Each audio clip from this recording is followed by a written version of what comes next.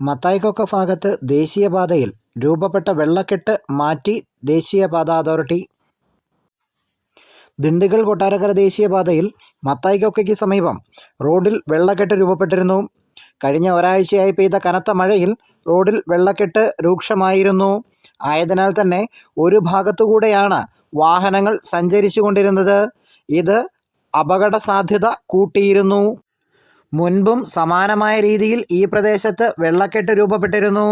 ആയതിനാൽ തന്നെ റോഡിൻ്റെ ഒരു ഭാഗം ഇടിഞ്ഞു പോവുകയും ചെയ്തു. കുറേ നാളുകൾക്ക് ശേഷമാണ് ദേശീയപാത അതോറിറ്റി ഈ ഭാഗം ടാർ ചെയ്ത് ഗതാഗതയോഗ്യമാക്കിയത്.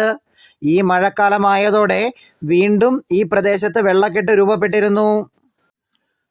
കഴിഞ്ഞ ദിവസങ്ങളിൽ ഈ പ്രദേശത്ത് പെയ്ത ശക്തമായ മഴയിൽ ഈ ഭാഗത്ത് വീണ്ടും വെള്ളക്കെട്ട് രൂപപ്പെടുകയായിരുന്നു. ആയതിനാൽ തന്നെ ഗതാഗതം ഒരു ഭാഗത്തുകൂടെ മാത്രമായിരുന്നു. കൊടും വളവായതിനാൽ എതിർദിശയിൽ നിന്ന് വരുന്ന വാഹനങ്ങളിൽ നിന്നും അപകട സാധ്യത ഏറെയായിരുന്നു.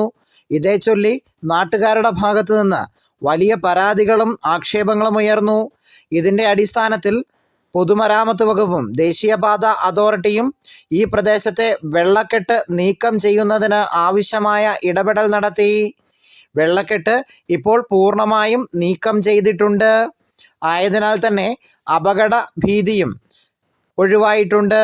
റോഡിൻ്റെ അപകടാവസ്ഥയും ഗതാഗത അപകടാവസ്ഥയും ഒരേപോലെ ഒഴിവാക്കിയിരിക്കുകയാണ് ദേശീയപാത അതോറിറ്റി. News bureau, Peermade.